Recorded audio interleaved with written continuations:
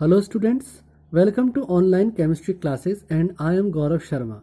It is the video number 3 of chapter solution. जैसा कि पिछली वीडियो में हमने ये जाना कि सॉल्यूशन की कंसंट्रेशन को क्या होती है और सॉल्यूशन की कंसंट्रेशन को हम किन किन रूपों में एक्सप्रेस कर सकते हैं या किन किन तरीकों से सॉल्यूशन की कंसंट्रेशन को कैलकुलेट किया जा सकता है। इस सीरीज़ में हमने यह सीखा कि किस तरह हम सॉल्यूशन की कंसंट्रेशन को mass by mass percentage, volume by volume percentage और मास बाय वॉल्यूम परसेंटेज की टर्म में एक्सप्रेस कर सकते हैं। अब हम ये सीखेंगे कि सॉल्यूशन की कंसंट्रेशन को हम पार्ट्स पर मिलियन यानी कि ppm में किस प्रकार से एक्सप्रेस कर सकते हैं।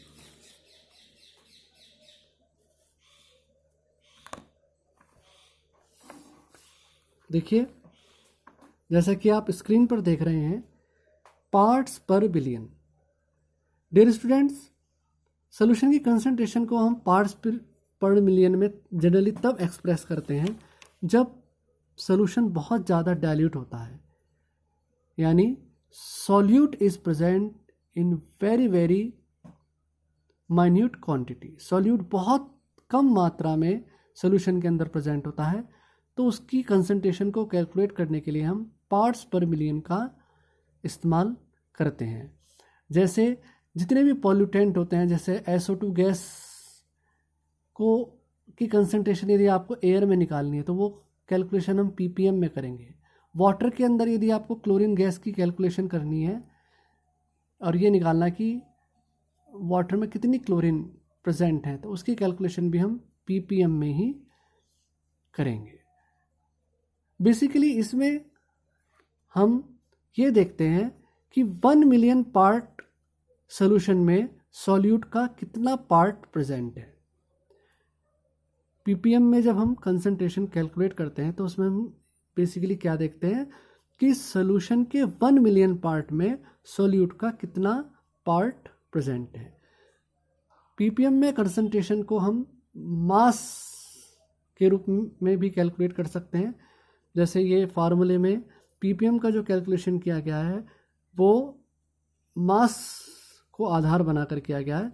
तो देखिए, इसमें हमने मास ऑफ द सॉल्यूट को डिवाइड किया मास ऑफ द सॉल्यूशन से, और क्योंकि 1 मिलियन पार्ट ऑफ सॉल्यूशन में ये देखना है कि कितना सॉल्यूट का पार्ट प्रेजेंट है, इसलिए हमने इस पूरे फार्मूले को मल्टीप्लाई कर दिया इंटू 10⁻6 से।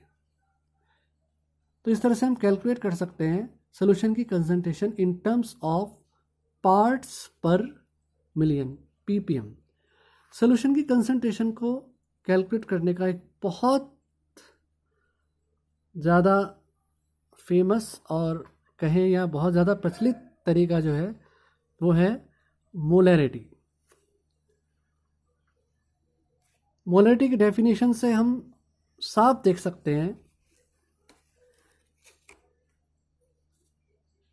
the number of moles of the solute dissolved per liter of solution is known as the molarity of the solution। यानी कि 1 लीटर सॉल्यूशन में सॉल्यूट के जितने मोल प्रेजेंट होते हैं वो उस सॉल्यूशन की कंसंट्रेशन कहलाती है, और ये कंसंट्रेशन का नाम है मोलैरिटी। 1 लीटर सॉल्यूशन में सॉल्यूट के जितने मोल घुरे रहते हैं वो उस सॉल्यूशन की मोलैरिटी कहलाती है। देखिए, इसके कैलकुलेट करने के लिए ये फार्मूला है मोलैरिटी। मोलैरिटी को हम कैपिटल M से रिप्रेजेंट करते हैं, तो मोल्स ऑफ द सॉल्यूट इसको N से रिप्रेजेंट करते हैं, divided by volume of the solution in litre. अच्छा, ये मोल ऑफ द सॉल्यूट क्या है? मोल ऑफ सॉल्यूट निकालने के लिए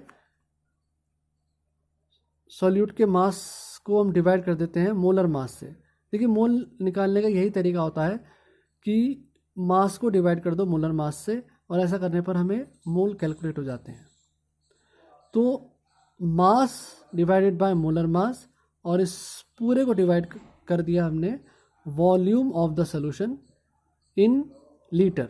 देखिए अगर आपने ये वॉल्यूम को मिलीलीटर में लिया है तो इस फार्मूले को आपको मल्टीप्लाई करने पड़ेगा फिर 1000 से। अगर आपने सॉल्यूशन का वॉल्यूम लीटर में लिया है तो फिर इस फार्मूले में 1000 करने की मल्टीप्लाई करने की ज़रूरत नहीं है। लेकिन यदि फार्मूले में सॉल्यूशन का जो वॉल्यूम है वो मिलीलीटर में लिया हुआ है तब आपको इस फार्मूले की मल्टीप्लाई करनी पड़ेगी 1000 से।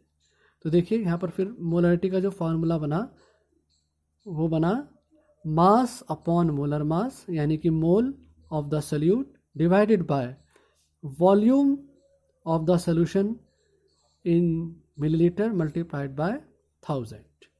अब देखिए इस फार्मूले को आगे एक्सटेंड यदि हम करें तो मास यहीं पर रहेगा, मोलर मास और वॉल्यूम साथ में आ जाएंगे। देखिए ये मोलर मास ये रहा और ये वॉल्यूम ये रहा। हमने यहाँ पर वॉल्यूम को दोबारा से लीटर में रख दिया, इसलिए अब यहाँ पर 1000 की मल्टीप्लाई करने की ज़रूरत नहीं है। मास ऊपर ही रहेगा और मोलर मास और वॉल्यूम नीचे मल्टीप्लाई में आ जाएंगे। देखिए हमने थोड़ा सा वॉल्यूम को पहले लिख दिया है, मोलर मास को यहाँ पर मल्टीप्लाई में बाद में लिख दिया है। इसका कुछ कारण है। देखिए मास अपॉन वॉल्यूम जिसको कि हमने लीटर में लिया है इसको बोलते हैं स्ट्रेंथ। तो ये पूरा का पूरा स्ट्रेंथ बन गया और ये नीचे मोलर मास लिखा हुआ है। तो हमारी मोलरिटी का एक नया फार्मूला हमें मिल गया, molarity is equal to strength upon molar mass. तो यहाँ से स्ट्रेंथ का एक फार्मूला बन गया, strength is equal to molarity into molar mass. और यहाँ से जो स्ट्रेंथ कैलकुलेट होकर आएगी वो आएगी ग्राम पर लीटर में, क्योंकि यहाँ पर जो मास लिया था हमने सॉल्यूट का वो लिया था ग्राम में और सॉल्यूशन का जो वॉल्यूम लिया था वो लिया था लीटर में, इसलिए जो स्ट्रेंथ कैलकुलेट होकर आएगी यहाँ से वो आएगी ग्राम पर लीटर में। देखिए ये स्ट्रेंथ का फार्मूला हो गया।